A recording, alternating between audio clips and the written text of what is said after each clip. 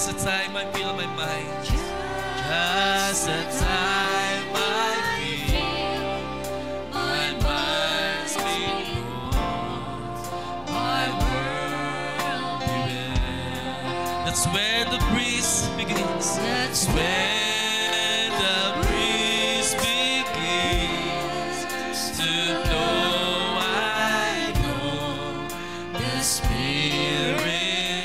Amen. Hallelujah.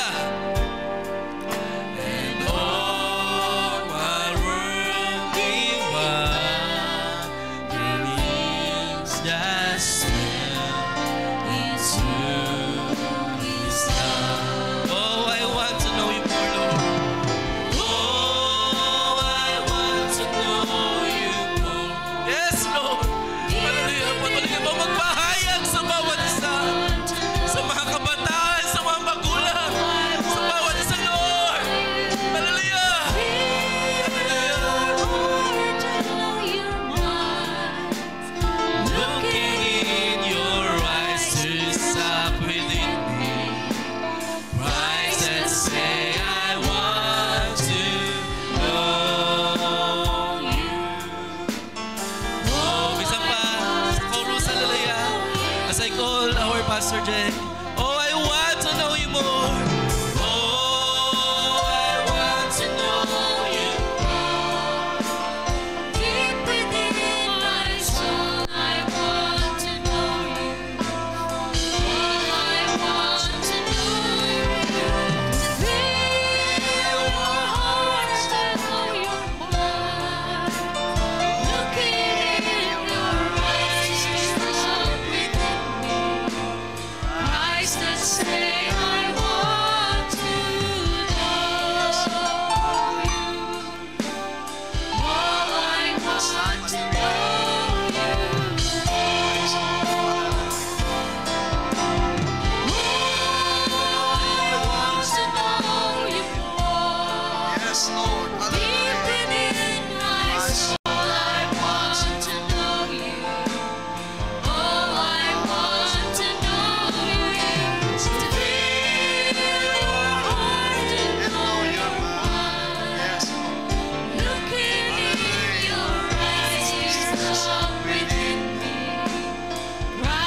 Say I want to know you.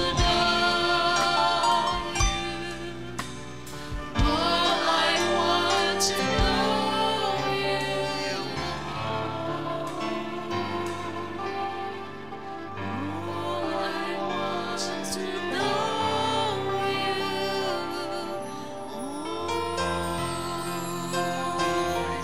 Hallelujah, hallelujah. Ating palapakan ang Panginoon, mga kapatid.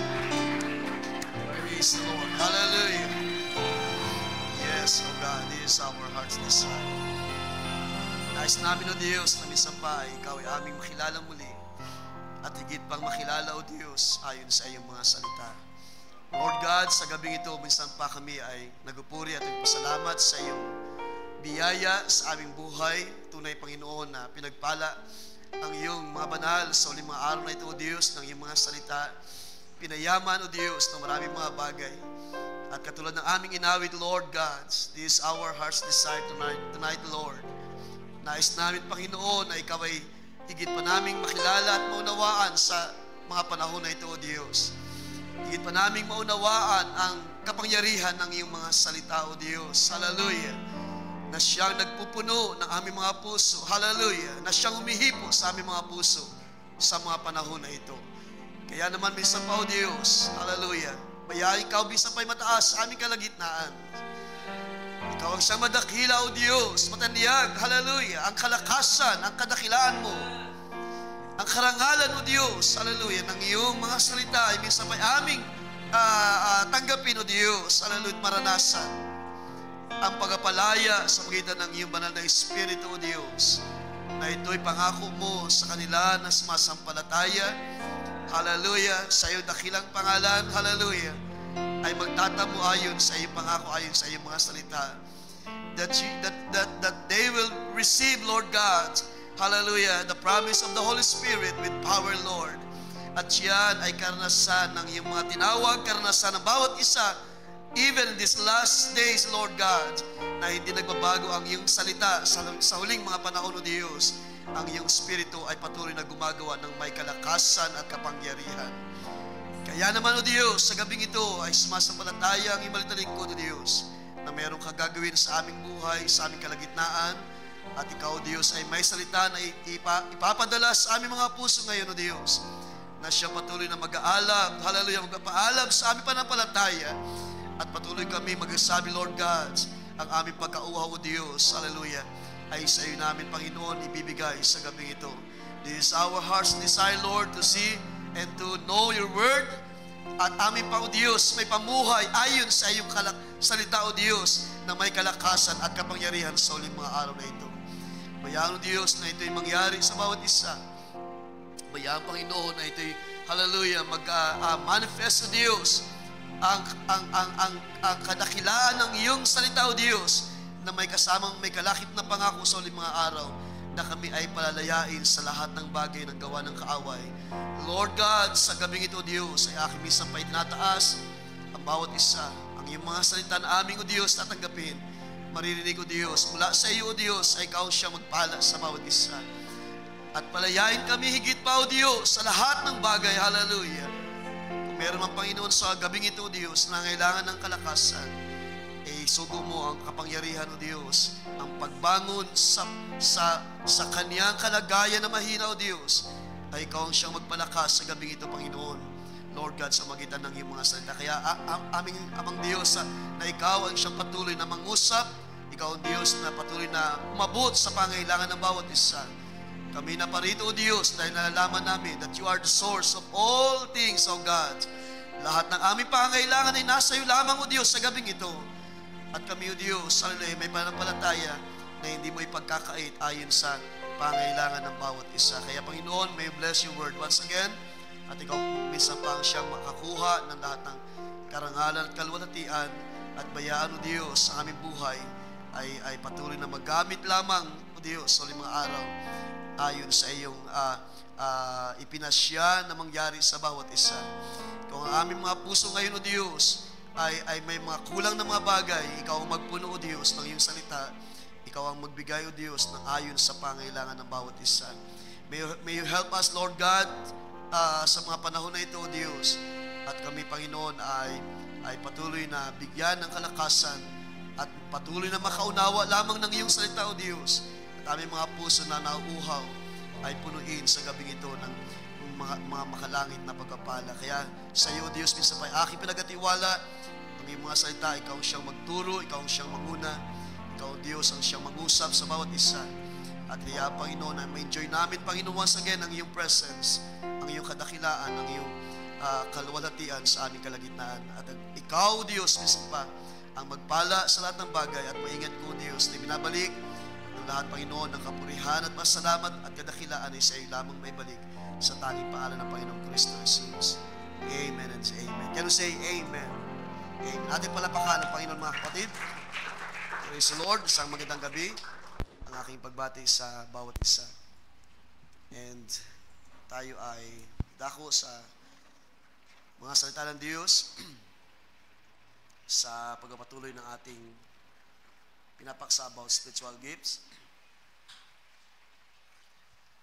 Let's open our scripture in 1 Corinthians once again, chapter 12. At ating simulan sa verse 1. Now concerning spiritual gifts, brethren, I do not want you to be ignorant. You know that you were Gentiles, carried away to these damned idols. However, you were led. Therefore, I make known to you that no one speaking by the Spirit of God calls Jesus a curse. And no one can say that Jesus is Lord except by the Holy Spirit. There are diversities of gifts, but the same Spirit. There are differences of ministries, but the same Lord. And there are diversities of activities, but it is the same God who works all in all. But the manifestation of the Spirit is given to each one for the profit of all. Can we say amen? Ang Diyos ang magpala ng kanyang mga salita. Tayo lahat malayo mga kaupo, mga kapatid. At muli, isang magandang gabi ang aking pagbati sa lahat. At Sa gabi ito, nawa ay patuloy natin ma-enjoy ang kaniyang biyaya ng kaniyang mga salita sa gabi ito habang ating ipagpapatuloy ang paksa na ating naiwan pa last 2 Wednesdays na nakalipas. Dalangin ko nawa hindi tayo mapagod sa paghibik sa Diyos ng ating mga pangailangan dahil ito ang tanging paraan o panahon. Ito yung tanging panahon na ibinigay ng Diyos sa atin upang ating ipagkatiwala sa Kanyang ating mga pangailangan. Sino sa gabi ito may mga prayer request, mga kapatid? Meron ba kayong kahilingan sa gabi ito? Praise God. At ang Diyos nakakaalam kung ano yung ating mga bagay na ating pinagdadaanan sa ating pananampalataya at nawa ang Diyos patuloy na umabot sa bawat isa. Sa mga nasa mga tahanan, nasa malayo, ang Diyos ang umabot at ang Diyos ang patuloy na mangusap. Sa pagpapatuloy ng ating paksa na spiritual gifts according to the scriptures, the same subtitle, How Does the Church Benefit from Gifts? This time ay aking hinat sa dalawa itong 17 spiritual gifts na ating pinag-aaralan. At una, ibigay ko yung gifts for spiritual needs. So, sa aking pag-aaral ay nakita ko na mayroong 12 gifts na kaloob ng Diyos sa Iglesia na siyang kailangan for our spiritual needs. So ito yung naisulat sa 1 Corinthians chapter 12 verse 8 to 10 at sa Romans 12 ilang bahagi doon sa Romans 12 verse 6 to 8. So ito yung word of wisdom, word of knowledge, gift of faith, gifts of healing, working of miracles, gift of prophecy, discerning of spirits, different kinds of tongues, interpretation of tongues, gift of teaching. Na ito yung nabanggit ni Pablo sa Romans chapter 12. Gift of exhortation.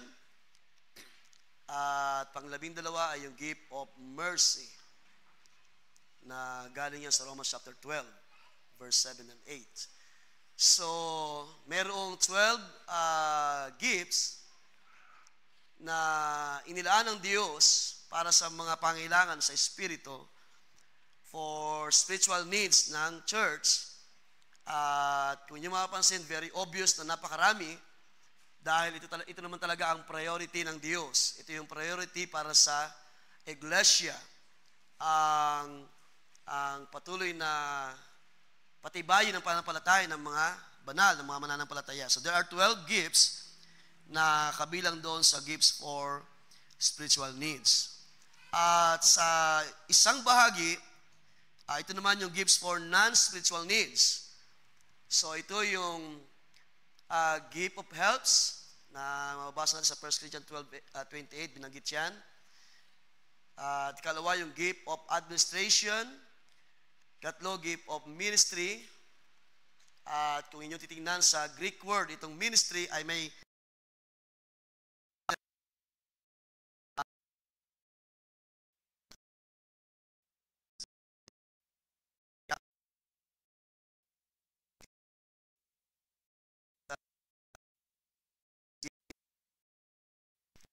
So, all in all, 17,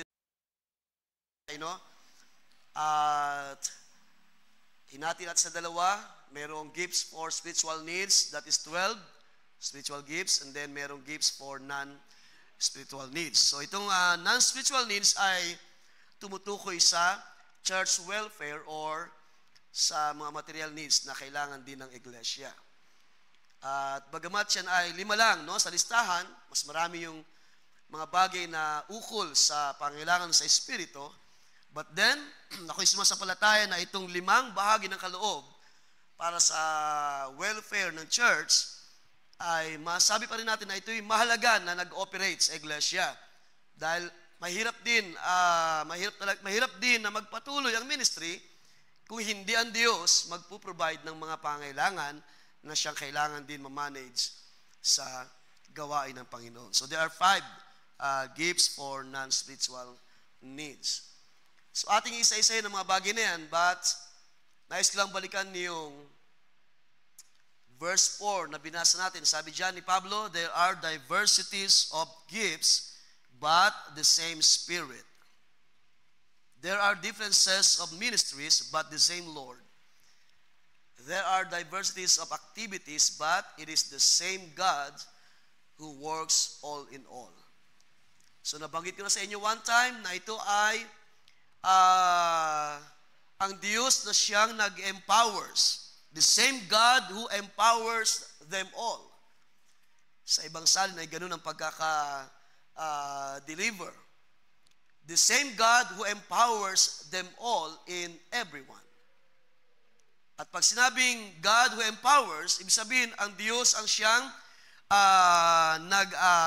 nag-a-active o naglalagay sa isang bahagi ng iglesia o ng katawan ng Panginoon to be active at to be effectual.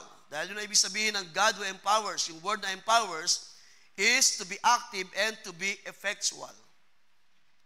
Ibig sabihin ng mga kaloob na ito na ating nakikita, na nagmamanifest, na naranasan ng iglesia, ay ibinigay sa atin para ang bawat may bahagi ay maging active. Okay?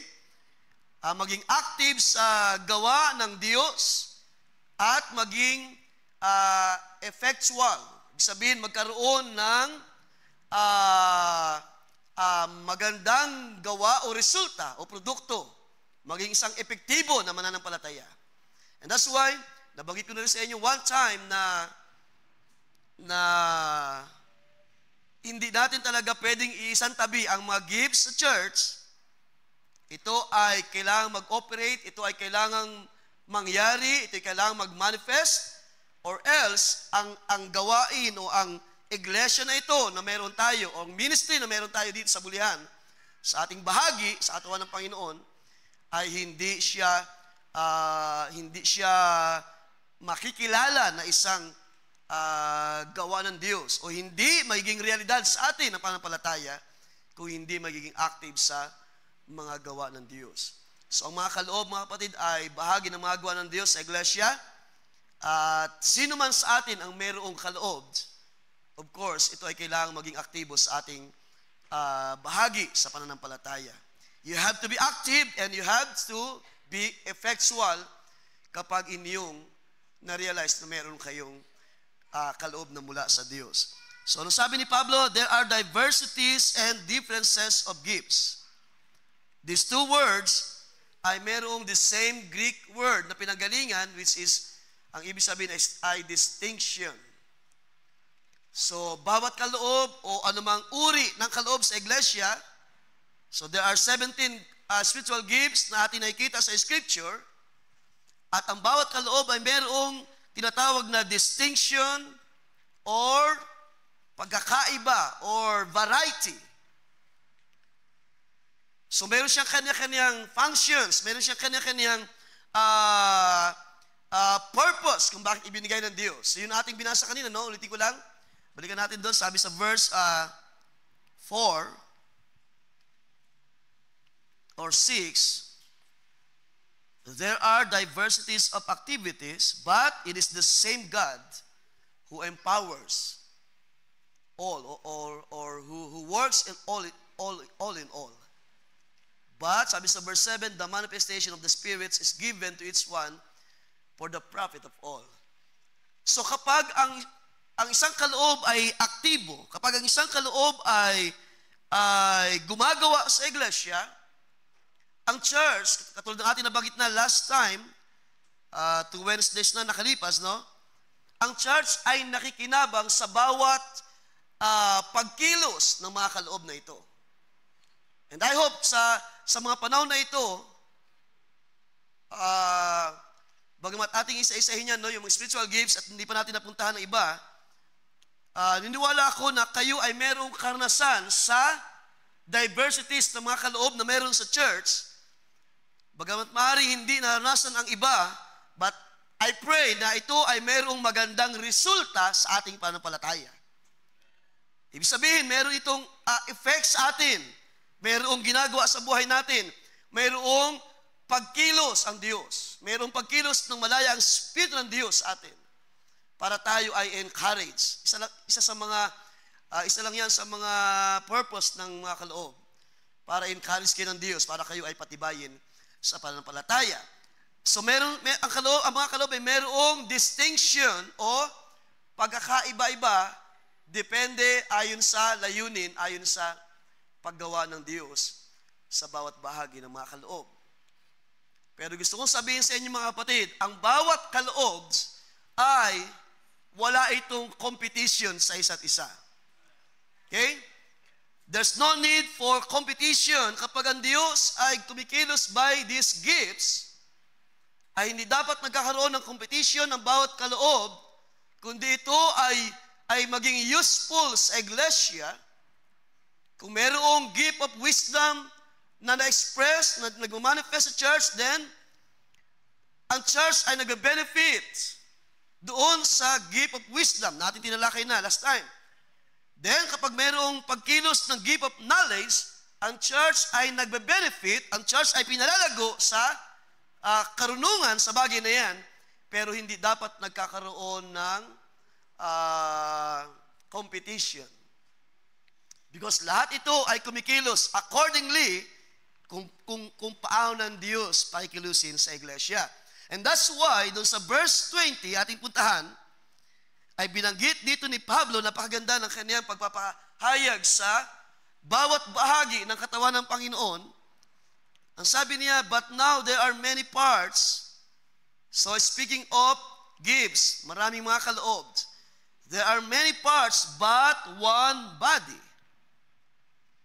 Verse 21, and the eye cannot say to the hand, I have no needs of you. Sino mag-amen sa bagay na yan? Yung mata, hindi niya daw pwedeng sabihin sa kamay na hindi kita kailangan. Or again, the head to the feet. Ganyan din daw ang ulo sa paa ay hindi dapat na kanyang sabihin na hindi kita kailangan. Because bawat parts of the body ay kailangan ng bawat isa. Sabi niya, I have no need of you. Or again, the head to the feet, I have no need of you. On the contrary, it is much truer that the parts of the body which seem to be weaker are necessary. Yung daw mga bahagi na mahina sa katawan ng Panginoon ay ito yung talagang kailangan, minsan ay higit na kailangan ng iglesia. And those parts of the body which we consider less honorable, on this we bestow greater honor. And our less presentable parts become much more presentable. Whereas our more presentable parts have no need of it, yung mga bagay daw na maayos na, ay hindi na nangailangan ng, sabihin natin, ng pag-aayos ng Diyos. But God has so composed the body, giving more abundant honor to that part which lack. So, ibig sabihin, hindi rin pare-pareho ang pagkilos o ang pag-operate ng mga kaloob. Depende sa position. Depende sa sukat. Sa isang bahagi ng scripture, sabi ni Pablo, meron lamang tayong measure of faith. So nakadepende yung pagkilos ng kaloob na nasa iyo, kung ano yung sukat na meron ka, ay doon kumikilos ang kaloob ng Diyos.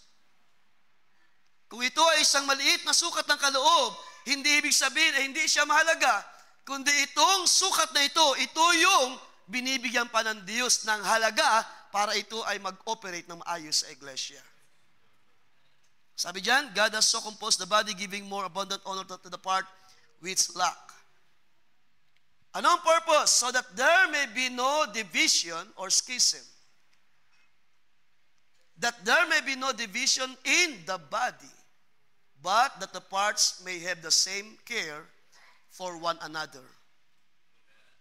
And if one part of the body suffers, all the parts suffer with it. If a part is honored, all the parts rejoice with it. So pinapakita ni Pablo na walang maliit o malaki na kaloob. Kayo ba ay grateful sa mga gift na meron tayo sa iglesia? At kayo ba ay appreciative sa biyaya ng Diyos na kung sino man ang mayroong kaloob ay atin pangang ipinapanalangin, Panginoon, may you bless him. May you bless this person. Na i-enhance pa ng Diyos ano mang kaloob ang mayroon. Dahil walang malaki, walang maliit na kaloob, lahat ito ay kumikilos in purpose. At kung sino man ang mayroong maliit na bahagi, let's say isang maliit na pagkilos ng kaloob, ay ito pa nga yung ayaw ng Diyos na pabayaan. Ang Diyos ay mas nagbibigay ng biyaya doon sa mga sukat ay yun na yung kayang gawin sa iglesia. Ang mahalaga ay mayroong pagkilos. Ang mahalaga, bawat bahagi ay aktibo na gumagawa para ang iglesia ng Diyos ay patibayin sa pananampalataya.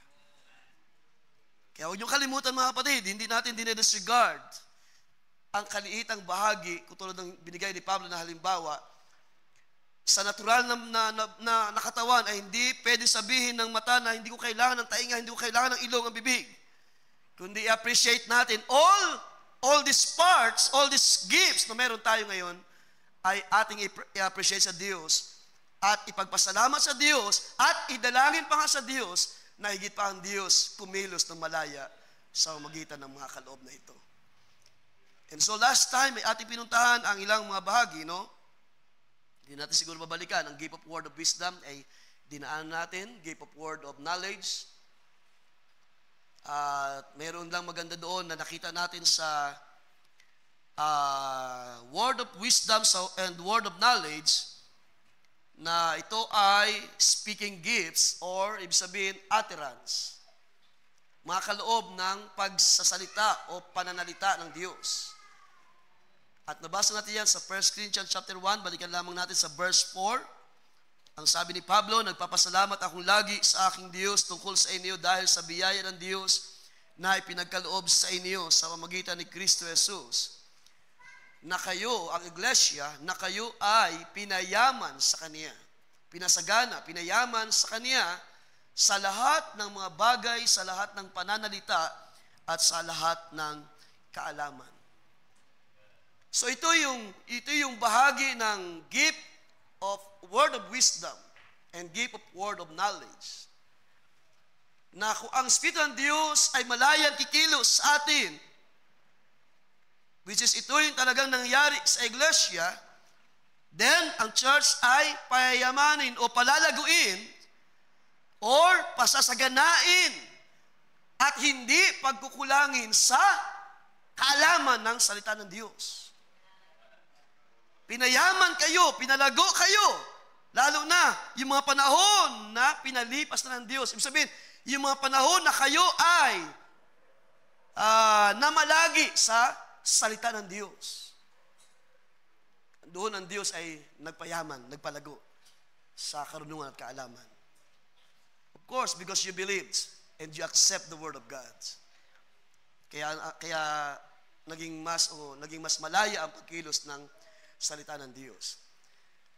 And so, atin ding nadaanan ang gift of faith and gifts of healing. So, apat na mga kaloob na yan ating napuntahan, no? Bagamat din natin napuntahan ng ilang pang mga details. Sa gabi ito, nais kong puntahan ang gifts of miracles or working of miracles. Ang sabi sa Tagalog, sa ibay, ang mga paggawa ng mga himala.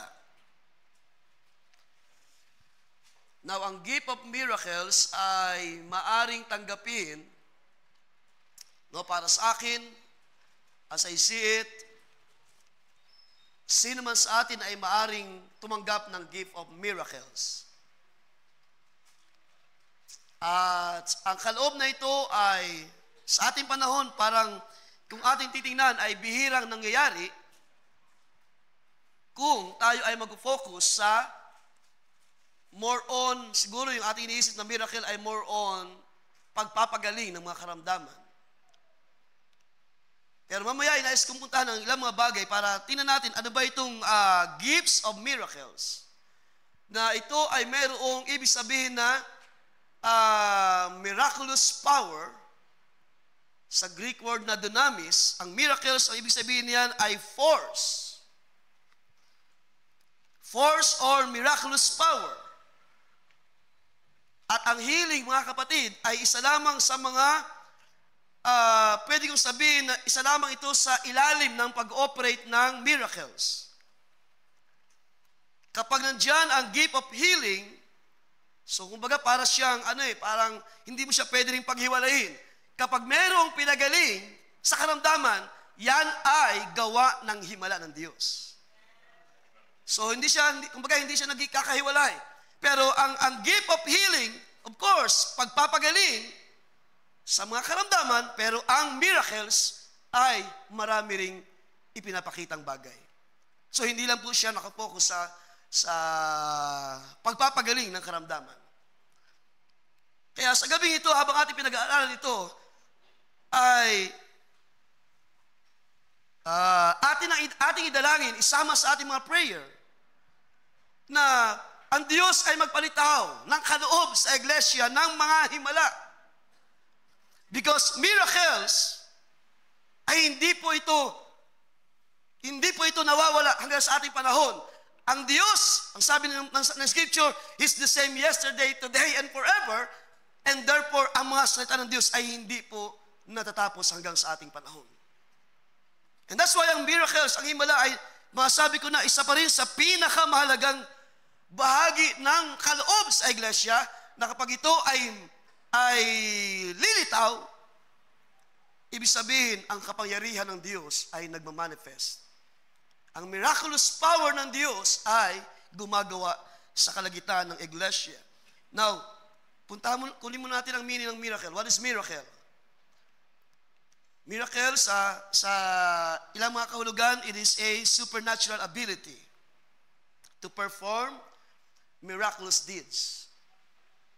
So yung Greek word nga na dunamis, translated as miracle, ay meron siyang kaisipan na mighty deed. So mighty deeds. Kapag ang Diyos ay nag-intervene, kapag ang Diyos na ang gumawa at ang Diyos na ang namagitan sa isang tao na sumasampalataya, anything can happen.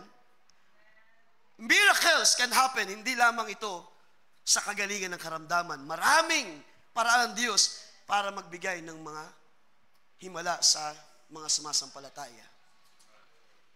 At bagamat sa ating panahon ay bibihira, sabi ko sa inyo kanina, bibihira itong maranasan natin kung tayo ay mag-focus sa healing.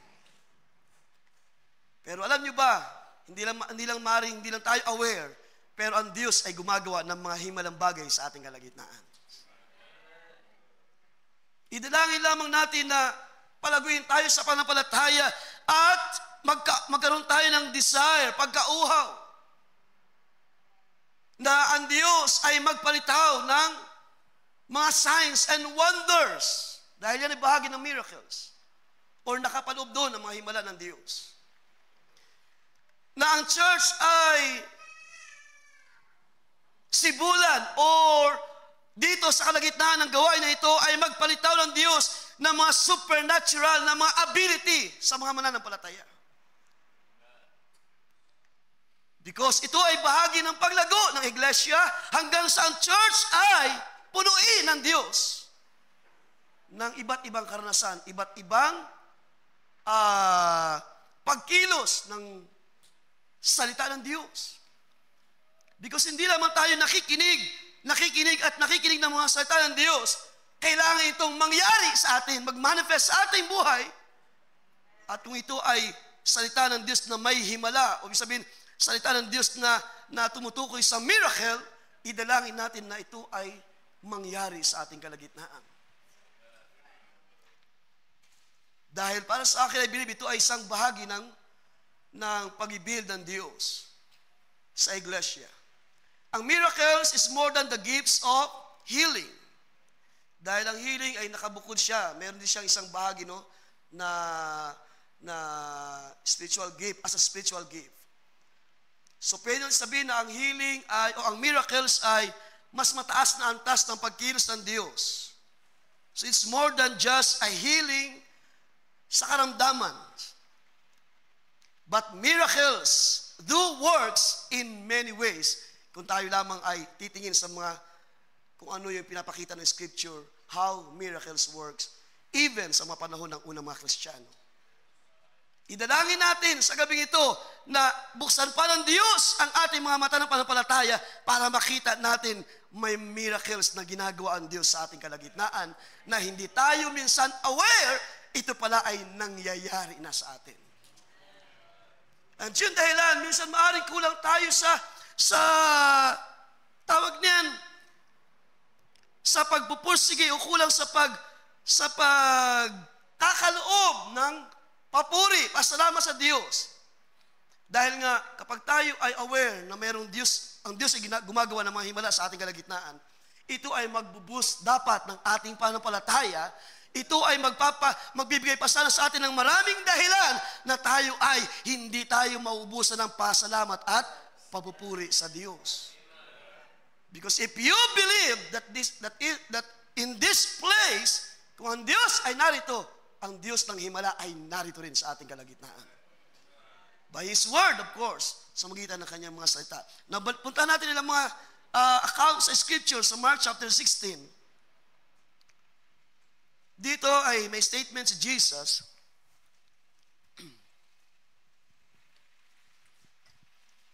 Familiar sa atin ito, no? Mark 16 verse 19. So then, when the Lord Jesus had spoken to them, He was received up into heaven and sat down at the right hand of God.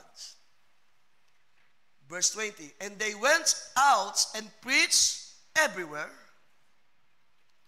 while the Lord worked with them, and confirmed the word by the signs that followed. So itong pagkilos ng Panginoon sa mga unang mga mananampalataya, na ang Panginoon ay umakyat sa langit, ay nag-iwan siya ng commission, as we know, no? At ang sabi ito ni Mark, sa sulat ni Mark, ang gawa ng Panginoon ay na-confirm, ang bawat salita ay na-confirm by the signs that followed. Now ito, sa part na ito, tapos na po ang pagbubuhos ng Espiritu ng Diyos. Because before the outpouring of the Spirit of God, alam natin na sila nag-antay, di ba? Sa Jerusalem, wala pang kalakasan, wala pang boldness ang mga alagad sa panahon na yan, kasama ng ilang mga mananampalataya, because there were 120 souls, di ba, sa upper room. But, nang ang Espiritu ng Diyos ay maibuhos, maibigay at tanggapin ng mga unang believers sa panahon na yan, doon nagpasimula ang salita ng Diyos ay lumaganap sa Jerusalem. Sabi doon, sila ay nagkaroon ng boldness. Even Peter, di ba? Si Peter ay nagkaroon ng tapang para mangaral ng Ebanghelyo ni Kristo. At pagkatapos doon ay nagkaroon ng confirmation or nagkaroon ng manifestation ng mga supernatural na bagay by the signs that followed after na sila ay nagsasalita ng salita ng Diyos. And that's why ang miracles, kung ating titingnan mga kapatid, ay hindi lang siya basta himala ng pagpapagaling, kundi ng mga apostol ay nangaral at ipinangaral ang Kristo sa panahon na yan. May miracles o may miraculous power na sumusunod sa kanilang mga ipinapangaral. And therefore, sa panahon na yan, ang record is, sa panahon na sila ay nagsimulang mangaral, there were 30,000 souls, or 3,000, kung di ako nagkakamali. There were 3,000 souls were baptized in Jesus' name. So, ibig sabihin, kasama doon yung mga pagpapagaling. Maaari nagpalayas as a sign and wonders. Nagpalayas ng mga demon spirits sa mga tumatanggap sa Panginoon. And possibly, meron din mga bagay na mula sa wala ay pinangyayari ng Diyos. And most probably, ang mga tao na sumampalataya, sila ay binautismuhan at yun ay considered as miraculous work ng Diyos sa buhay ng mga taong ito. Kung paano tayo tumanggap sa Panginoon, na hindi sinasabi natin na hindi tayo ang may gawa nito. Ito'y kapangyarihan ng Diyos. Na nag-transform, na gumawa sa buhay natin para tayo para pihitin ang ating puso pabalik sa tunay na pananampalataya.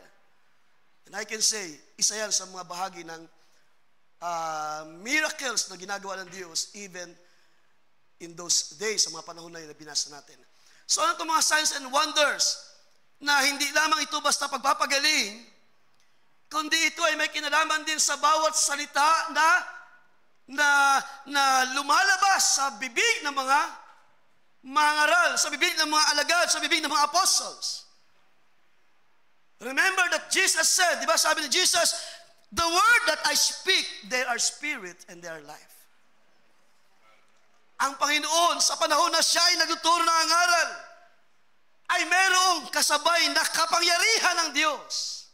And that's why, ang mga tao na hindi converted sa Word of God, sila ay nasasaktan kapag ang Panginoon ay nangungusap ng mga salita ng Diyos. Pero ang iba doon ay pinagapahala ng biyaya. So, kung saan nandoon ang Panginoon ang haral, nandoon ang mga tao na uuhaw sa salita ng Diyos. Sila ay pinagapala na kanilang makilala ang kabutihan at biyaya ng Diyos sa panahon na yun. So mga kapatid, ang miracles ay hindi lang po siya basta pagpapagaling, okay? Itong signs and wonder ay meron din kinalaman sa pangaral ng salita ng Diyos. Anong sabi ni Jesus? Balikan lang natin, no? 14 verse 12 ng John. I say to you, sabi niya, truly I say to you, the one who believes in me, the works that I do, he will do also. Kayo ba'y sumasampalataya diyan, mga kapatid? And greater works than this, he will do because I am going to the Father. So ang Panginoon ang siya'y mangusap sa bahagi na ito, no, yung salita na kaniyang binibitawan sa mga tao ay may kalakip na espiritu at buhay. And therefore, ito ay may kasamang miraculous work ng Diyos para ang mga tao ay i-convert dalhin sa kalooban ng Diyos. Para ang mga tao ay magising sa katotohanan na hindi lamang ang tao dapat mabuhay sa tinapay, sabi ng Panginoon, ang tao ay dapat mabuhay din sa bawat salita ng Diyos. At sa panahon ng Panginoon na hangaral, ng kanyang sabihin, the works that I do. And because Jesus ay hindi lamang siya nagpagaling ng mga karamdaman, siya ay nagsalita ng salita ng Diyos. At ang bawat nakakarinig ay pinagpapala ng mga salita ng Diyos. Well, masabi ko na it's a powerful preaching ng Panginoon. It's a powerful preaching ng mga unang mga alagad na unang tumanggap ng Espiritu ng Diyos. At hanggang sa si Pablo ay palitawin sa ministry, taglay niya ang miraculous power ng salita ng Diyos na kapag siya ay nagsasalita, mayroong pagpapala na ibinibigay ng Diyos sa mga nakakarinig ng salita ng Diyos. Of course, ang Word of God ay mayroong dalawang bagay na pwedeng gawin sa tao. It's either siya ay sumampalataya or siya ay mag-reject ng salita ng Diyos. Pero hindi po mawawala ang pangaral na may kalakip ng kapangyarihan para ang tao na sumampalataya ay dali ng Diyos sa kanyang kalooban. So ang ibig kong sabihin, mga kapatid, sa panahon ng mga disciples, ang early church na nabil sa panahon na yan ng pag-ubuhos ng Espiritu ng Diyos, katulad ng sabi ni Jesus, when you receive the Spirit, ito ay may kalakip na kapangyarihan. And when they preach the words, yun ay may kasamang kalakasan, may kasamang power, may kasamang force para mga tao ay hubaran ng Diyos sa kanilang sariling mga katwiran at sila ay lumakad sa katwiran sa salita ng Diyos sa mga panahon na yun. Just like what happens sa ating panahon. Sino-sino sa inyo ang nakaunawa na kayo ay hinubaran ng Diyos ng ating mga sariling katwiran at tayo ay natutong lumakad sa kapangyarihan ng salita ng Diyos. Ibig sabihin, mayroong nangyayaring transformation. Yung mga tao na sumampalataya, they were converted, they were baptized, 3,000 souls. Sa isang account ay, I think, 5,000 souls, hindi ako nagkakamali. At yun ay miraculous work ng Diyos sa pamamagitan ng pangangaral ng kanyang salita. And that's why, mga kapatid, ang himala, mga kapatid, ay wag lang natin i-focus sa healing. Because kapag mayroong powerful preaching na ibigay ng Diyos, yan ay kapangyarihan ng Diyos. Himala ng Diyos na gumagawa sa iglesia. Para ano? Para tayo ay moldehin. Para tayo ay patibayin sa pananampalataya. Para tayo ay bigyan ng Diyos ng isang matibay na katiyakan. Nang sabi ni Pablo, hindi tayo sumusuntok sa hangin. Tiyak natin ang ating sinasampalatayanan sa mga panahon na ito. So napakainam ang sabi ni Jesus, greater works than this He will do because I'm go to the Father. Now, ano yung account na mayroon kay Pablo? Let's open our Bible in Acts chapter 13. So dito ay mayroong himala na nangyari.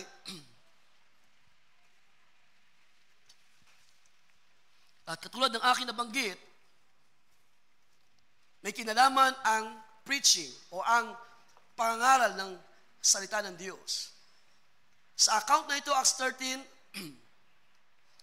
ay mayroong isang sorcerer na gustong pigilan ang paglapit ng isang deputy o isang officer sa pananampalataya. At ang sabi sa verse 9, but Saul was also known as Paul, filled with the Holy Spirit. So kapag nandyan ang Holy Spirit, nandyan ang power. Do you believe, church? Kaya may sumasampalataya. Kapag nandyan ang Holy Spirit, kapag ang banal na Espiritu ng Diyos ay nasa iglesia, ang iglesia ay may kapangyarihan. Hallelujah. Kaya sa panahon na ito, when Paul, being filled with the Holy Spirit, ang sabi dyan, stared at him, doon sa sorcerer, and said to him, you who are full of all deceit and fraud, you son of the devil, you enemy of all righteousness, will you not stop making crooked the straight ways of the Lord? Sabi niya, tigilan mo na yung pagbabaluktot sa tuwid na daan ng Panginoon. Ibig sabihin, ang sorcerer na ito ay gusto niyang pamalian ang truth sa panahon na yan. Kaya yung mga tao na nagre-reject sa word sa ating panahon ay mga spiritual sorcerer. Diba? Ito yung mga tao na gustong balukutin ang scripture.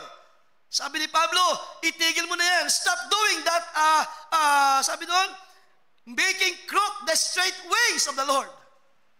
Kaya kayo, kapag kayo ay lumalakad sa katwiran ng Diyos, ang kaaway hindi tumitigil na kayo ay pigilan, hallelujah, at baluktutin ang mga salita ng Diyos.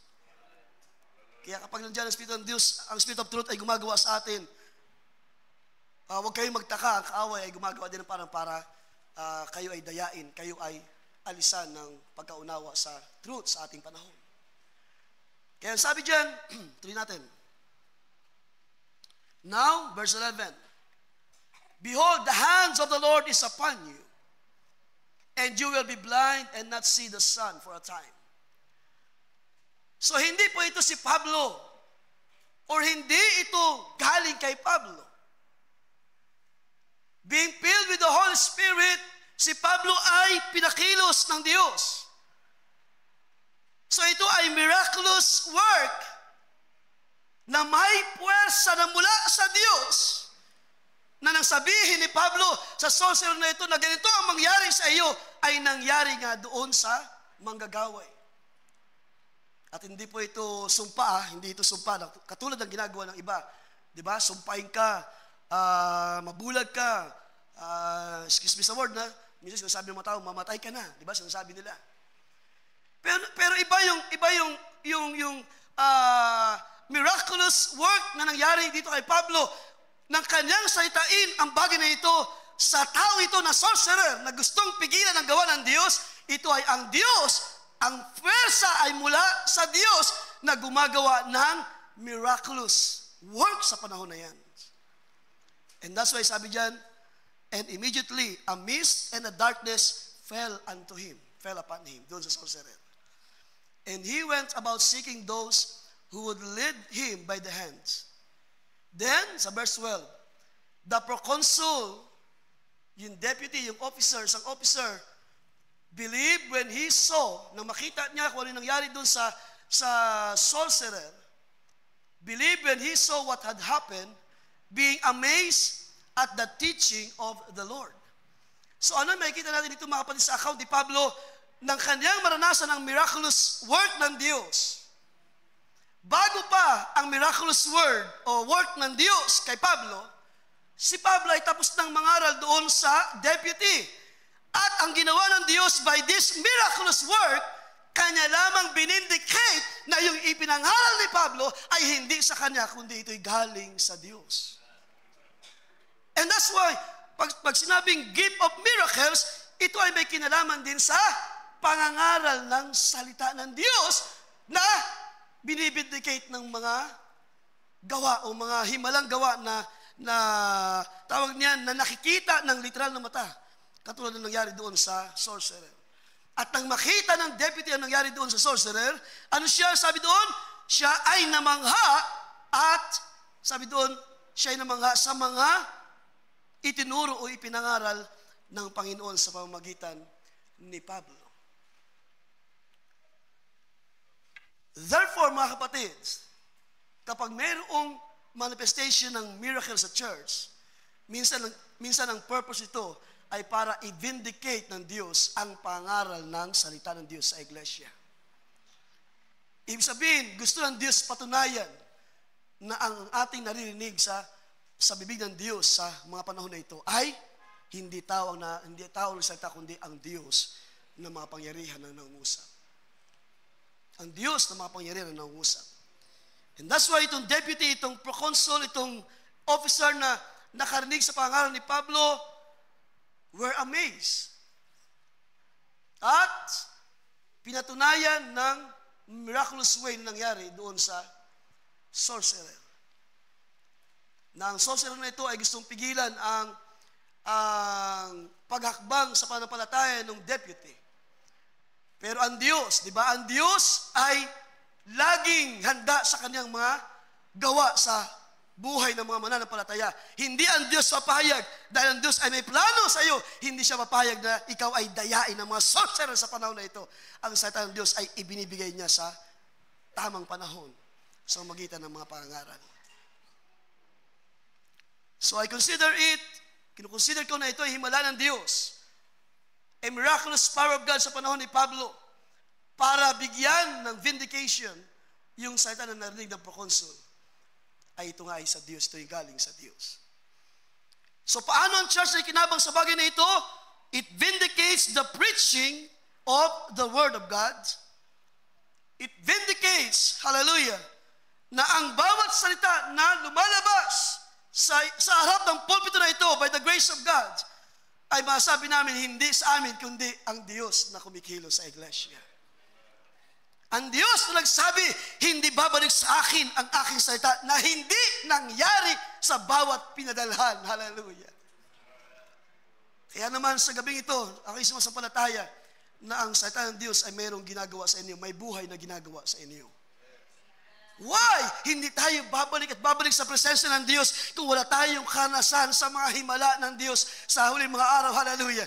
Gaano man ito kalaki o kaliit, hindi man ito yung pagbangon ng patay o karamdaman, pero may ginagawa siya by the word, may ginagawa siya na pagpapatibay sa pananampalataya. Pag-encourage sa atin, pagpapalakas sa ating paglilingkod sa Diyos. At yan ay isa ring bahagi ng himala ng Diyos na ginagawa sa iglesia. So paano ang church ay kinabang? It vindicates the word. The preaching of the word. Katulad nangyari sa isang account pa sa Acts chapter 9, kung ating titingnan sandali mga kapatid, isang bahagi pa sa Acts chapter 9.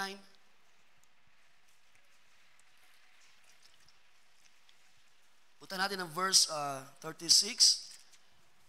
Dito ay mayroong pinagaling na isang kaluluwa, si Dorcas, or Tabitha. Verse 36, at Joppa there was a certain disciple named Tabitha, which is translated Dorcas. This woman was full of good works and charitable deeds, which she did. So kung inyo mapapansin, ang babaeng ito ay meron na siyang kaloob ng giving.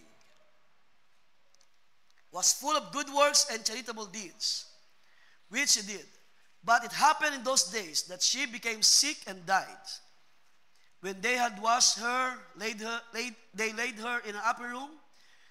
And since Lydda was near Joppa and the disciples had heard that Peter was there, they sent 2 men to him, imploring him not to delay in coming to them. Then Peter arose and went with them. When he had come, they brought him to the upper room. And all the widows stood by him weeping, showing the tunics and garments which Dorcas had made while she was with them. But Peter put them all out. So pinalabas ni Pedro ang mga tao nandun sa paligid, and knelt down and prayed. And turning to the body, he said, Tabitha, arise. And she opened her eyes, and when she saw Peter, she sat up. Then he gave her his hand and lifted her up. And when he had called the saints and widows, he presented her alive. And it became known throughout all Joppa, and many believed on the Lord. So it was that he stayed many days in Joppa with Simon a tanner. So dito yung record naman sa account ng Acts chapter 9 ay mayroong isang namatay na pwede rin sabihin na siya ay gifted, siya ay giver sa panahon na yan. O sabihin natin sa ministry. So siya ay namatay, siya ay nagkasakit at namatay. Pero dahil nga ang Diyos ay nangako, this sign shall follow them that believe. Na hanggang ngayon, kung kayo'y sumasampalataya, still, ito ay buhay na sa ng Diyos makapangyarihan. To them who believe, the signs will follow to them that believe. 2,000 years ago na nakalipas, hallelujah. Binabasa natin ang history, ang mga miracles na nangyari sa early church, sa early Christians.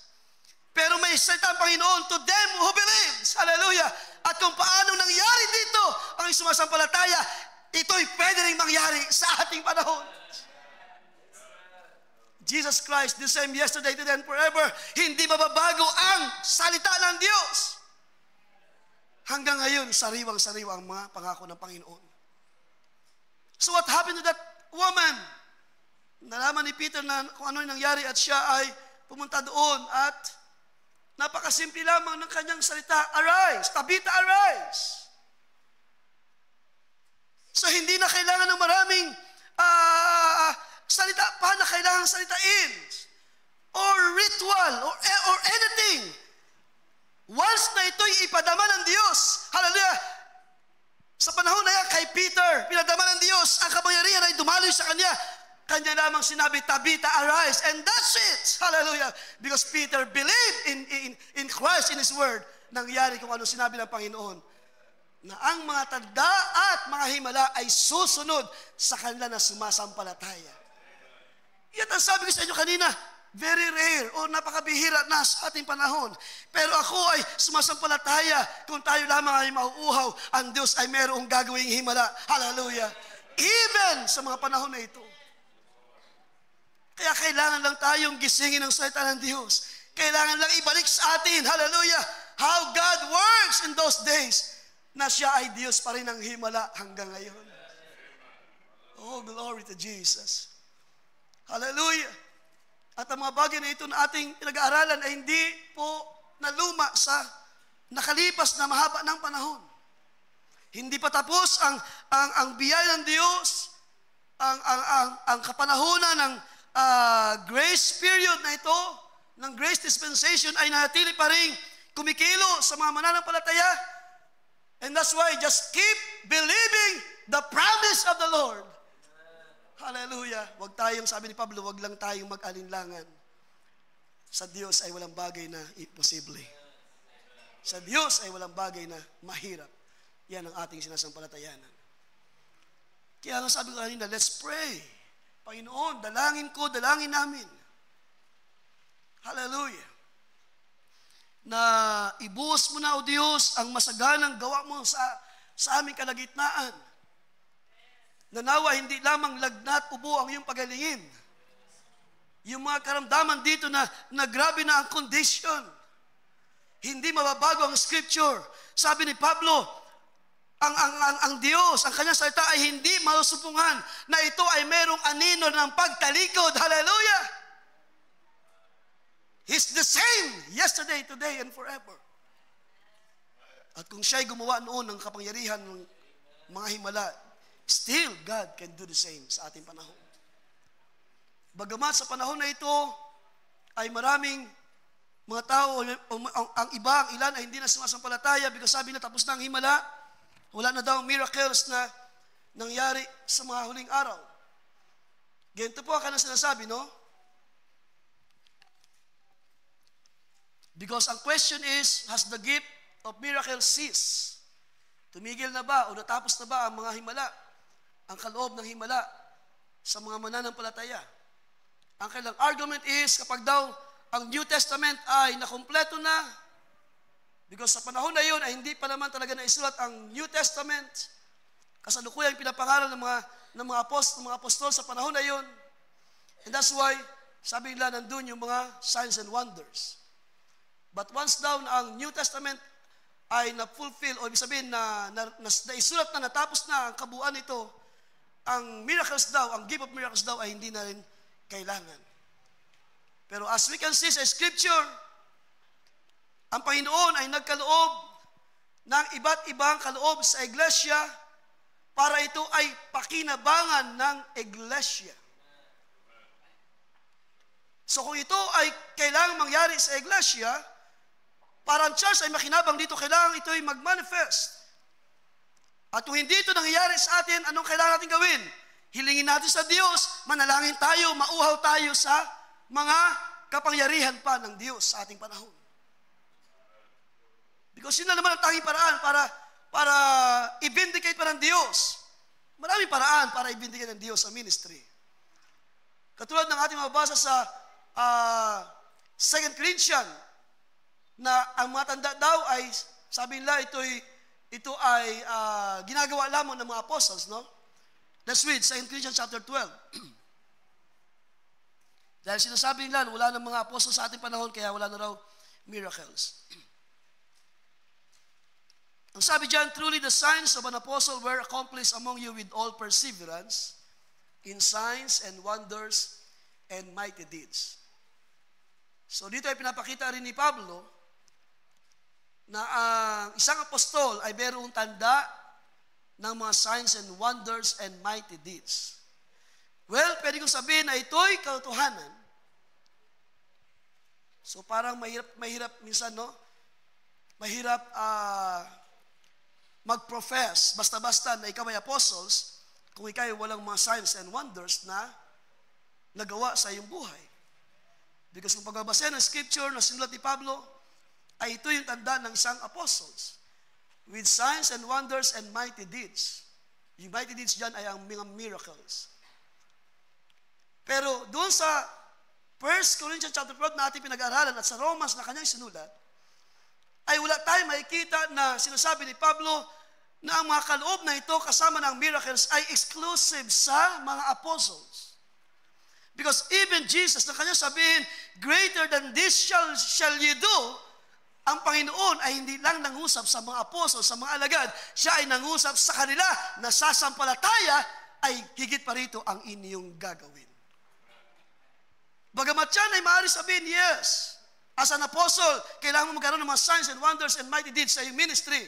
Yet, it is not exclusive. Because tayong lahat ay maaaring gamitin ng Diyos na instrumento para ang Diyos ay magpalitaw ng mga himala sa kalagitnaan ng iglesia. So, nagkakaroon ng mga tawag niyan, ibang pagkakilala o ibang paniniwala sa bagay na yan. Pero para sa atin, ng mga sumasampalataya sa Diyos, para sa atin, hindi na bago ang pangako ito ng Panginoon. To those who believe, the signs shall follow. Kung ating maalala sa history ng church, bagat maaring bata pa rin ako noon, no? Ng ating Pastor Franco ay ginamit ng Diyos to cast out demons doon sa isang young people. Doon pa yun sa area, sa bahay mismo nila Sister Lisa nangyari. Na meron doon isang bata, teenager na demon possessed. Nanalangin sila at iniling sa Diyos ang pagpapalaya doon sa na-possess na bata na yun. At mismo doon sa araw na yun ay pinagaling ng Diyos yung bata. May mga ilang din pagkakataon sa Samar one time, bagamat hindi man on the spot, pero di ba, kung maalala niyo, mayroon doon isang young people din na demon possess. Sa bayan ng Diyos ay siya ay okay na rin ngayon, may pamilya na siya. Pero yung mga ganung pagkakataon ay very rare o napakabibihira. Pero yun ay nagpapatunay, ang Diyos ng himala ay nandito pa rin sa atin. No, kung tayo lamang ay mauuhaw at magnanasa sa Panginoon, kung sino man dito sa gabi ito ang mayroong pang tanikala ng diablo, let God do a miraculous way. Hindi man natin alam kung sino siya, pero sa iyo na ikaw ay humihingi ng habag at awa sa Diyos, may magagawa ang Diyos para ikaw ay palayain. Hallelujah. Oh, still God is a God of miracle today. The signs and wonders will follow. Hallelujah. Hindi lamang ito tungkol sa pagpapagaling ng kahilingan. Ito ay may kinalaman din sa transformation ng ating buhay. Hallelujah. Kapag nandyan ang word, ang preaching of the word, ang kapangyarihan ng salita ay gumagawa at mayroong transformation na nangyari sa buhay ng mga mananampalataya. Nababago ang ating mga ugaling tao at tayo ay binibigyan ng mga ugali ng Diyos na siyang dapat na mahayag sa iglesia. At yan ay bahagi ng mga himala na ginagawa ng Diyos, mga kapatid. And that's why, very rare, no, yung mga healing ng mga ginagawa ng Diyos. Pero ang miracles ay nangyayari sa iglesia. Maaring, sabi nga, man tayo, di ba, nabanggit pa sa Diyos sa pangaral last 2 Sundays ago, na mayroong mga sukat ang mga manggagawa, ang mga mangaral. Mayroon silang bahagi lamang ng sukat. Pero kung ang bahagi na ito ay sa Diyos, ito ay kayang gamitin ng Diyos in a miraculous way para mag-transform ng buhay ng mga tao ng Diyos dalhin sa tama na pagkakilala sa Diyos. So, okay, sumasampalataya na bahagi ito, mga kapatid, no? Huwag natin i-disregard ang miracles, ang gift of miracles. Pray natin kung sino man dito ang meron yan. Young people, mga nanay, mga tatay ng tahanan. Kaya ang sabi ni Pablo, be filled with the Spirit. Dahil sa pagpupuno ng Espiritu ng Diyos ay doon mayroong lubos na kapangyarihan. Now, I want to quote lang itong bahagi ng message ng prophet sa ilang bahagi, sa ilang pagkakataon. Sabi niya, when you receive the Holy Ghost, pakisundan na lang dyan, then you believe in all kinds of miracles and signs. And not only do you believe it, but you practice them. So, ibig sabihin, kailangan talagang mangyari. Kailangan mayroon talagang manifestation. Sabi niya, this sign shall follow them that believe. Repent, every one of you, and be baptized. Go into all the world, preach the gospel. He that believes and is baptized shall be saved. He that believeth not shall be damned. And this sign shall follow them that believe. So, kinote ni Barbanam yung isang scripture. In my name, they'll cast out devils. So, bahagi yan ng miracles. In my name, they'll cast out devils. Speak with new tongues, take up serpents, drink deadly things, lay hands on the sick, and they shall recover. That is a sign of the believer. So hindi po sinasabi ni Barnabas na ito ay para lamang sa mga nangangaral ng salita ng Diyos. Ito ay mga tanda ng mga mananampalataya. Believe thou this, sabi niya, that's what the Bible said. The last words Jesus said when He left the earth. So yung binasa natin kanina. Kaya, kung meron man sa atin sa gabi ito ang magdi-desire, hindi tayo pipigilan ng Panginoon. Di ba? Hindi para tayo ay magamit, hindi para magamit sa ating personal. Dahil yan ang nangyari sa ating panahon, yung mga tumanggap ng mga iba't ibang mga kaloob ay nagamit sa mga personal gain. Kaya nga, di ba, sa aklat ng Matthew chapter 24, ay nag-warning si Jesus na mayroong lilitaw ng mga bulaang propeta. And take note, ang mga false prophet na ito ay may mga signs and wonders din sila. Pero salamat, sabi ng scripture, the elect cannot be deceived. Kaya huwag tayong basta magpapaakay o madaling madala ng mga himala.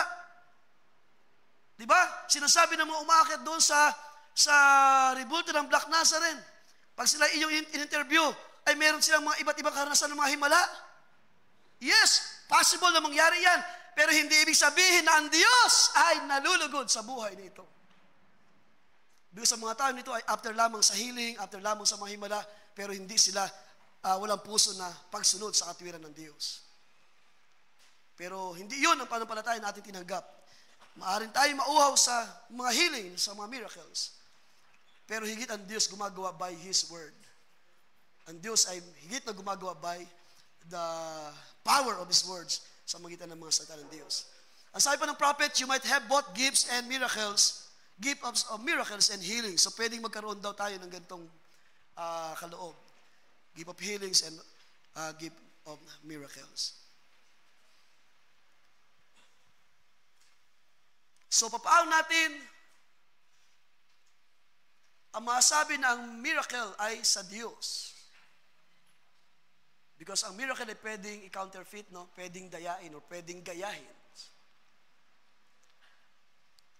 Naalala ko minsan, nakakanood ako ng mga video sa Facebook or sa YouTube na ginagawa na ng marami ngayon, showing yung yung pagpapagaling. Hindi ko alam kung nakakita niyo yung video na yun na isang batang-bata pang pastor. So nakahilera dun sa harap yung mga may sakit. At isa-isa niyang hinihipan lang yun. Hinihipan niya. So, tumutumba. And we do not know kung yun ay talagang tuloy na tutumba talaga o nagpapatumba lang. Dahil pagdating doon sa gitna, yung isang lalaki na hinihipan niya, ayaw matumba. Kaya kailangan pang itulak niya at hilain nung nasa likod para lamang makita na nabuwal dahil sa sabi nila sa Espiritu ng Diyos. So nagkakaroon ng counterfeiting or panggagaya ng diablo when it comes to miracles. Pero paano ba natin masabi na ang miracles ay sa Diyos? Now, punta natin sa Acts chapter 8. Because ang miracles, dapat ito ay magbigay ng glory. Unang-una, of course, kalwalatian sa Diyos. At magkaroon ng tama na reflection sa mga nakaranas ng himala, ng miracles. Dito sa Acts chapter 8, verse 9, now a man named Simon had previously been practicing magic in the city and astonishing the people of Samaria. So, gumagawa siya ng mga himala, sabihin natin, no? Ng mga milagro, ng mga mahika sa siyudad at ang mga tao doon ay namamangha. Claiming to be someone great, sabi dito.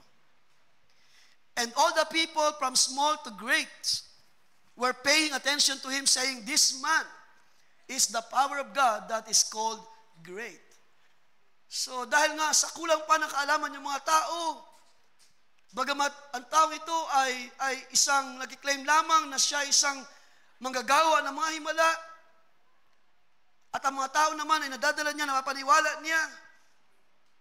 Ang sabi nito, mga maliliit at mga malaking uri ng tao ay napapaniwala that this man is the power of God that is called great, sabi dyan. So, ibig sabihin, ang miracles ay nagagamit ng iba para kunin ang atensyon ng mga tao at paniwalain na sila ay sa Diyos. Kaya nga tayo pinag-iingat ng Panginoon, di ba? Huwag tayo masyadong padala kapag mayroong pinagaling. Sabi ni Pablo, tried every spirit. Kapag meron dyan nakalaya sa demon-possessed, tried every spirit. Because sa panahon ni Jesus, merong 10 pinagaling ang Panginoon. Pero out of 10, isa lamang ang nagbigay luwalhati sa Diyos. Ang siyam ay nasiyahan na sila ay gumaling. It's alright, okay na, gumaling na, pero wala na silang nadama para luwalhati ng Diyos. Pero salamat, meron pa rin isa na nakakilala sa kabutihan ng Diyos. So pagdating sa verse 11, sabi diyan, and they were paying attention to him because for a long time, he had astounded them with his magic arts. But when they believed Philip as he was preaching the good news about the kingdom of God and the name of Jesus Christ, both men and women were being baptized. Now, verse 13, even Simon himself believed. So itong Simon na nagpapakilala that he's doing great miracles, doing a magic or mga bagay na pwede niyang ipakita sa mga tao. Ang Simon na ito ay nakarinig din ng pangaral ni Philip sa panahon na yun. At ano nangyari? And after being baptized, he continued on with Philip, and as he observed signs and great miracles taking place, he was repeatedly amazed. So dito sa account ng miracle, may mga tao na nagpapakilala na sila ay gumagawa ng mga himala. Pero pinatunayan ng Diyos na ang himala na yon ay merong Diyos na mas higit, kayang tapatan ng Diyos ng another miracle. At ano yon? When Philip preached the word, ang Simon ay na-convert sa kabutihan ng Diyos, sa salita ng Diyos. So, yung pangaral pa lang ng Word of God ay pwede nang i-consider ito ay miraculous power. Miraculous work ng Diyos sa iglesia. Kahit mang walang healing sa mga karamdaman, pero hindi mawawala ang gift of wisdom, ang knowledge, ang gift of exhortation, ang gift of teaching sa church. Sapat yan para ang himala ng salita ng Diyos ay may gawin sa buhay ng mga mananampalataya. Kaya sa gabi ito, I hope na inyo nakikita ang bagay na yan. Sa tuwing tayo ay nagkakatipon, may himala ang Diyos sa iglesia. May salita ng kapangyarihan na gumagawa sa iglesia para tayo patibayin sa pananampalataya. At maaari yung pag-auhaw natin sa mga healing din, kung loobin ng Diyos, sabi nga ni Pablo, ay gagawin natin, pero hindi tayo after sa mga healing. Baka yun na lang laging ating pinupunta rito, Panginoon, pagaling mo ako. Pag pinagaling ka na, wala ka na naman sa gawain, wala ka na naman sa fellowship, nakalimutan mo na naman ang mga gawa ng Diyos. Idalangin natin na ang Diyos ay lubos na magpihit ng ating mga puso sa pananampalataya. At kapag nangyari yan, susunod na lamang yung mga miracle. Yung mga pagpapagaling ay susunod na lamang. Yung mga paghipo, yung mga pagpapalaya sa Espiritu ay susunod na lamang sa mga anak ng Diyos. So anong makikita natin dyan? Tinapatan ng Diyos ng kapangyarihan. Diba? Ang ginawa lang ni Philip ay mangaral. Yet Simon was converted. And that's why kung mabalikan natin ang ating teksto, ating balikan ng 1 Corinthians 12 verse 1,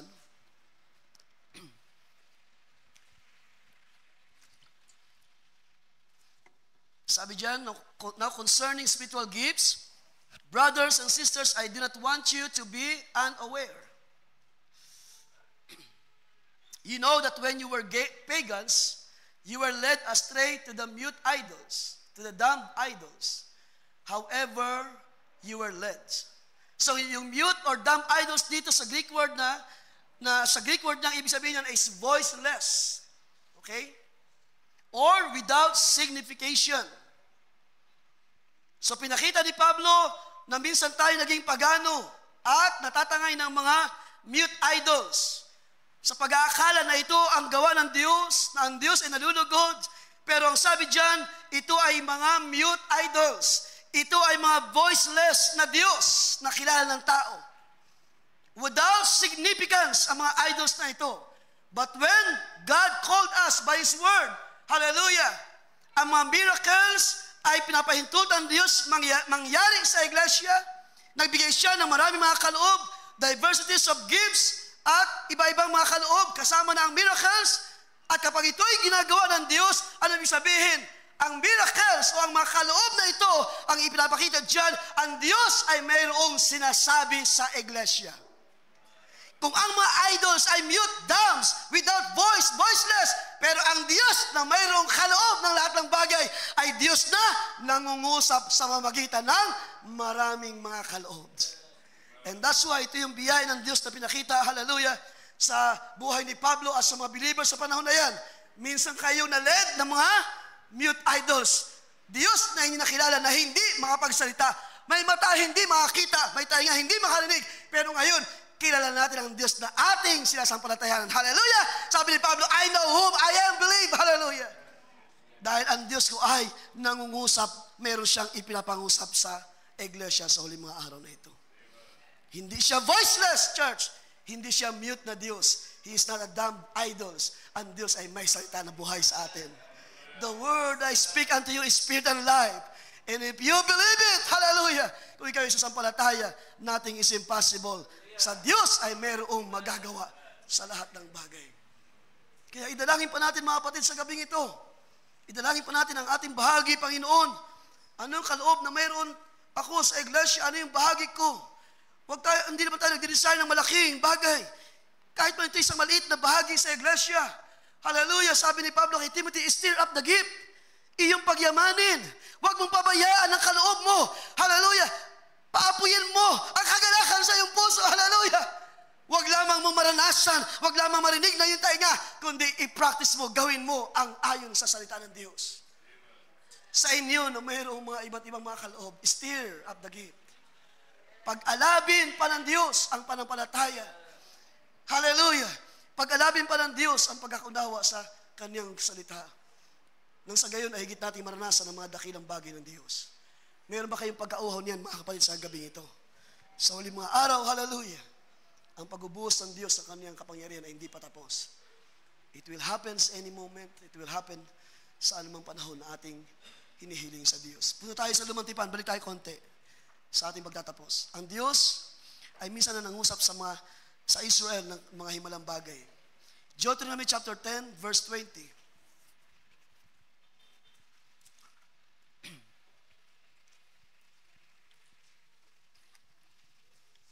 Deuteronomy chapter 10, verse 20. You shall fear the Lord your God. You shall serve Him and cling to Him. And you shall swear by His name. Sabi dyan, He is your glory. Sa ibang salin, He is your praise. Ang Diyos ang ating kalwalhatian, ang Diyos ang ating kapurihan. And He is your God.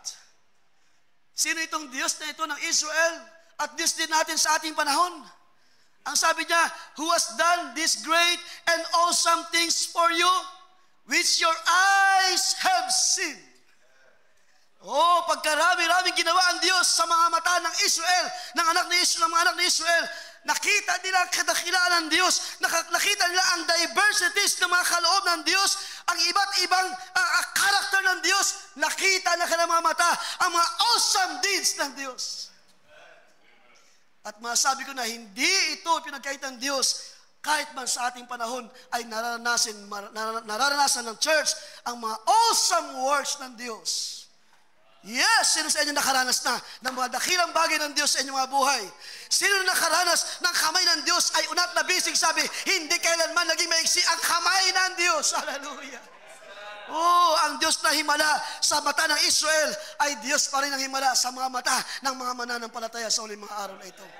Sabi niya, hindi mo ba nakita these great and awesome things for you which your eyes have seen? Verse 22, tingnan niyo mga kapatid ang himalang ginawa ng Diyos. Your fathers went down to Egypt, 70 persons in all. Yung panahon na si Joseph, ang kanyang pamilya ay dali niya sa Egypt sa panahon na yon. Ilan lang sila? 70 persons. And now, sabi ito, the Lord your God has made you as numerous as the stars of heaven. At hindi lang ito sinasabi ng Panginoon doon sa actual moment na dumami na ang Israel. Kundi ang tinitingnan dito ng salita ng Diyos, ang kanyang pangako sa kanilang magulang na si Abraham. Na ang inyong magiging anak ay katulad ng sindami ng mga stars sa kalangitan. Ano yan? Doon pa lang sa panahon ng Israel sa kanilang paglalakbay, ay nangusap na ang Diyos ng maraming himala na gagawin at ginawa niya at gagawin sa harapan ng mga mata ng bayan ng Israel. And I believe, ganoon din sa ating panahon, mga kapatid, sino sa atin ang mayroon ng karanasan sa mga himala ng Diyos sa nakalipas na panahon? At gumagawa pa rin siya hanggang sa kasalukuyan at bukas, hallelujah, at sa susunod na linggo at sa makalawa ay may gagawin pa rin siya kung tayo ay sasampalataya sa Diyos at hindi mag-aalinlangan sa kanyang mga salita. And that's why sa gabing ito, mga kapatid, sa ating pagtatapos, muli sabihin ko sa inyo, sinabi ko na ito one time nung tayo magsimula sa paksa na ito, ay muli sabihin sa inyo, it's not about the gift. Huwag tayong mag-envy. Kung sino man dito ay mayroong gift of wisdom, knowledge, at yun sa atin ay parang tila isang maliit na bahagi lamang. It's not about the gift. It's not about the measure. How the measure of the gift. Gaano man ito kalaki o kaliit. Ang mahalaga ay kung paano ito nag-ooperate sa buhay mo. At kung paano ito nagmamanifest sa iglesia. At kung paano ito pinalalakas ang iglesia sa ating panahon. Just be grateful. MC ka, song leader ka, gawin mo yan ng may katapatan sa harapan ng Diyos. Mang-aawit ka, meron kang gift ng singing, hindi naman nakasama yun sa mga kalob, pero pwede natin sabihin ng mga kalob na ito, ang mga awit. Sa panahon ng lumang tipan, ay nai-record ang pinaka-kauna-unahang naging musician. Sino siya nakakalam? Trivia. Si Jubal.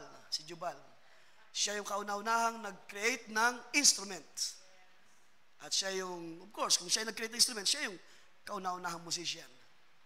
So even in those earliest time, ancient time na, kung tuusin, ang paggamit ng Diyos, ang pagkilos ng Diyos ay pwedeng mangyari in singing. At bahagi yan ng mga kaloob ng Diyos. Sa panahon na tinayo ang unang templo, ay inandog ng Diyos ni Solomon. Andun ang maraming mga awit, maraming mga instruments ay ginamit para batakin ang presensya ng Diyos. So, ganoon din naman sa ating panahon. Gaano naman tayo, parang maliit lang ating bahagi, minsan hindi napapansin, it's alright. Ang mahalaga, may Diyos na gumagamit sa iyo. May Diyos na may kaloob na ito sa iyo. At hayaan mo sa maliit na bahagi ay gamitin ka ng Diyos. At ikaw ay gamitin instrument para ikaw ay maging kalakasan sa iglesia. Now, malayo pa ang ating pupuntahan. Because parating sa madulong bahagi ng sulat ni Pablo, ay pinapayo niya ang isang excellent way, which is, sabi doon sa chapter 14, pursue love. Or chapter 13, pursue love. And desire spiritual gifts. Well, dalahin ko na, hindi pa natin matatouch yun, no? But I believe, sa akin, na niniwala ako na ang mga kaloob na ito ay driven by divine love ng Diyos. Dahil hindi ito mangyayari sa iglesia at hindi ito magiging isang genuine na gawa ng Diyos at walang magandang idudulot sa atin, walang magandang resulta kung hindi ito ang Diyos ang gumagawa by divine love sa iglesia. Kaya sabi ni Pablo, kung walang pag-ibig ay walang kabuluhan ng lahat ng bagay. Pero hindi naman po ibig sabihin na tayo ay mag-focus na lamang sa divine love at wala nang manifestation ng gift. Dahil kawawa naman ang church. Let's say, yung 5 gifts doon sa gifts for non-spiritual needs. Paano yan kung walang administration, walang ministry, walang deacons, walang giver? Paano uusad ang gawain ng Diyos? Di ba? So mahalaga po ang mga kaloob na ito. By the grace of God, by divine love na nag-uudyok sa iglesia. So ating palapakan ng Panginoon mga kapatid for His word. Hallelujah. At